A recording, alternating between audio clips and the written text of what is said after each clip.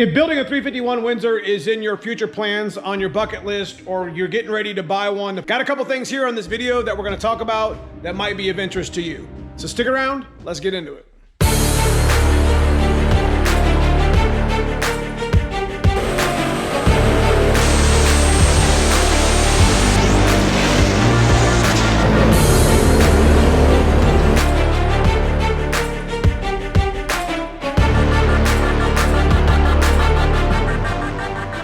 What's up, YouTube? Welcome back to the channel. As you probably already know, here on the channel, we are very big advocates on the 351 Windsor block. Undoubtedly, probably one of the most underrated blocks in Ford's arsenal. And 351 Windsor has been around since the 60s, so they had different variations of it in non-roller, in roller, pretty much for the most part, the same engine block.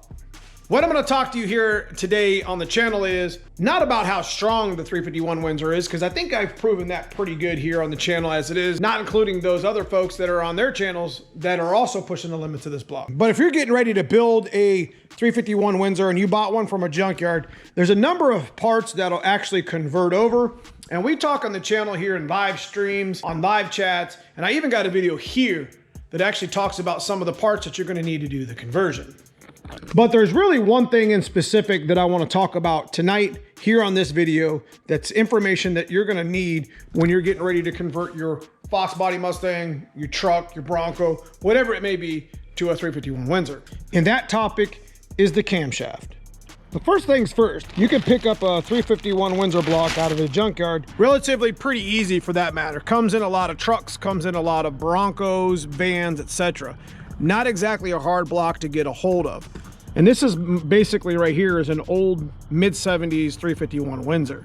And some of the differences of the old Windsors are like the one piece and the two piece rear main seal. You could usually pick up one of these 351 Windsors on Facebook Marketplace or even at the junkyard for $200 or $400. Not a big deal. You can see how big the main is. It's a 3-inch main, really strong. It's like a big block main. The mains are thick, the webbing's thick. It's a good sturdy block. We've put much horsepower to these over the past couple years. Still yet to split one.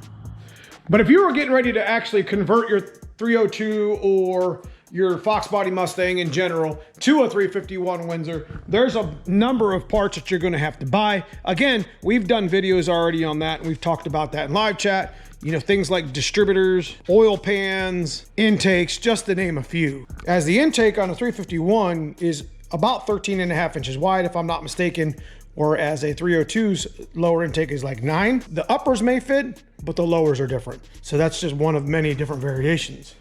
Okay, so let's get to the topic at hand. This is my 408 stroker. It's actually 410 because it's 40 over. It used to be stock bottom on 351. We used to boost it, beat up on it. Never split the block, never had an actual issue. Over here to my left is my 387 stroker, which has the, if these look familiar, these are the 8792 Foxbody HO, the forged TRW piston, stock bore, Windsor rods, the stock Windsor rods with a 385 crank. So this has got a 3.85 stroke. That's got a 4-inch stroke. Both are stroker motors.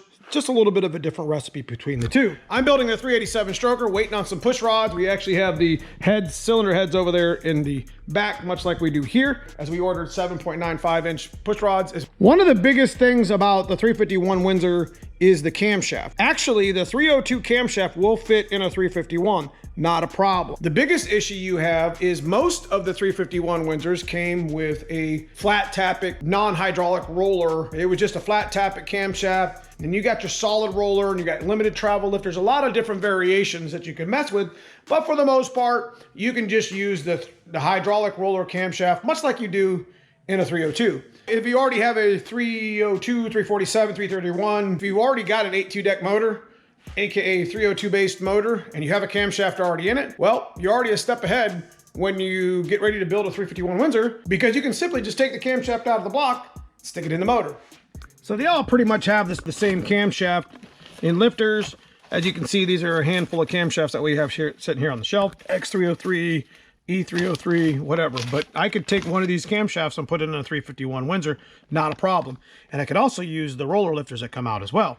You can't just throw a hydraulic roller camshaft in an older 351 Windsor and put the hydraulic roller camshaft lifters in unless it's a 94 to 97 351 Windsor. The shit ain't gonna work, and let me show you why. This particular block is my 410 Windsor, as I explained earlier. I pulled this motor out of a 93 Ford Econoline E250 van in a junkyard. And if you actually look here on the block, you will see an F0AE number. That is not a roller block. When I pulled this motor out of the junkyard, I did not know that. I had been told, and of course that was the wrong answer. 351 Windsors in the 90s were all roller, and that's not the case. So again, we're talking about camshafts here, so stay with me. So knowing what I've learned from that block, when I actually bought a couple spare blocks to tear apart and building the 387, we figured that this time we're gonna get an actual roller block. And as you can see here on this block, it says F4TE. So there's a 4-year difference here.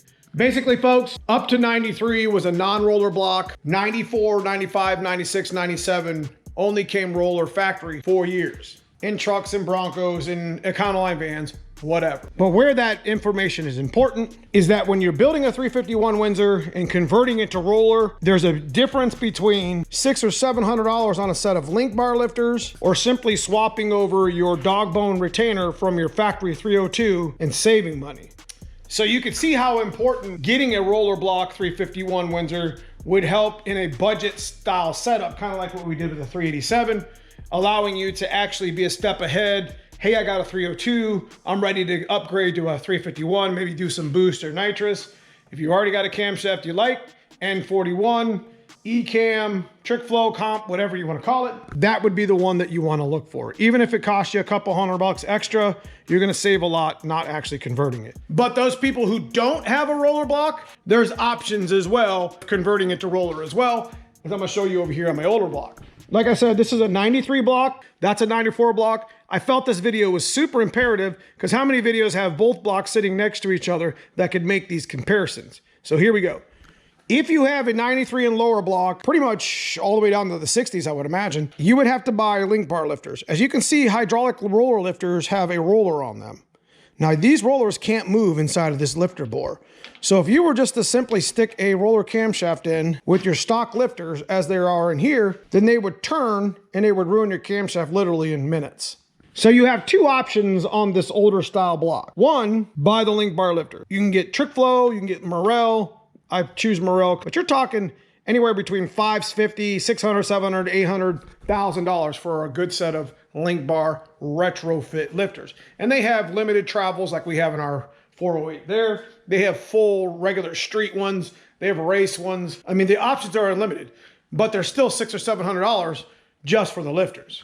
Whereas in this block, the 94 block and up, already a roller block, I just simply took the 302 parts that I had on a stock motor and its lifters and its camshaft, stuffed it in here, and away we go. The older style block is another option you can do during the machining process if you do find an older block. That my block has actually been machined and I have link bar lifters both in the same block. If I'm not mistaken, this was drilled and tapped into a camshaft bearing bore. So you have to be very careful when you're running, if you use a factory, to space this out and make sure that the 7/16 bolt doesn't go down and pinch the camshaft bearing, because that could cause premature bearing wear, oil loss, and obviously ruin your camshaft. So if you're not going to run with link bar lifters, that's an option when you're getting ready to machine your block, to get it decked, get it cleaned, get the cam bearings put in it, and have the motor built. Have your machinist drill that out and retrofit it. That way you could use a camshaft dog bone retainer. I think that's the nickname they call this thing.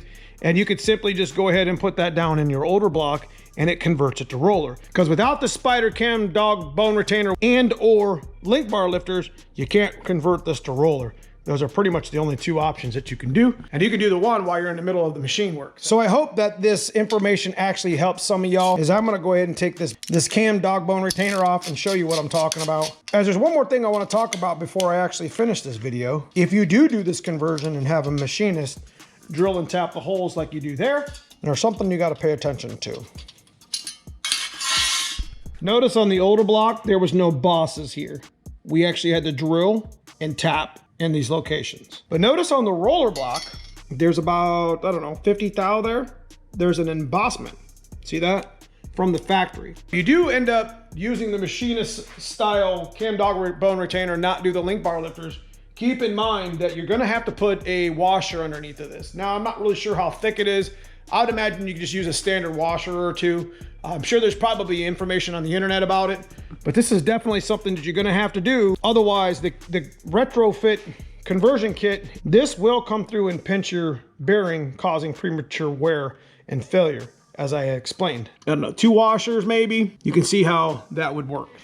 Getting ready to build a 351 Windsor. It doesn't really matter what year block that you start with. I know 69 and 70, I think there was 2 years that the deck height was a little bit shorter by about 20 thousandths. Keep that in mind. I think the ones in the 60s and early 70s had to make more nickel in them. They were stronger, but to be honest with you guys, I got a 93 block here that I beat the shit out of. Pretty tough motor, ain't split yet, but in our next video, we're going to tear that motor apart as it's been 3.5 years at 1,000. And look how clean it looks for being on E85. I'm super interested to find out what that looks like underneath, aren't you? Outside of the camshaft and the conversion with the older and the newer style 351s, when you have aftermarket cylinder heads, most aftermarket cylinder heads are already fit with a 1/2-inch hole, which makes it nice because you can use whatever you want from your 302 on your 351, not actually have to buy another set of cylinder heads. If you're running like an on-3 turbo kit, what you can do is simply just extend your crossover pipe. Couple things to mention there if you do boost it. A lot of the engine parts from the 302 to the 351 will swap over, like especially if you have an aftermarket harmonic balancer that has a weight that you could remove the weight, change it to 28 or 50 ounce, which is why I like the Trick Flow and the Summit brand harmonic balancers so much, because you can actually remove and add weight here to the back side of it. Since my motor, this motor here is 0 balance and this is the balancer from it, I don't have any weight in on it at all. So there's definitely some integral parts that are from a 302 that's already been modified that can switch over to a 351 Windsor block.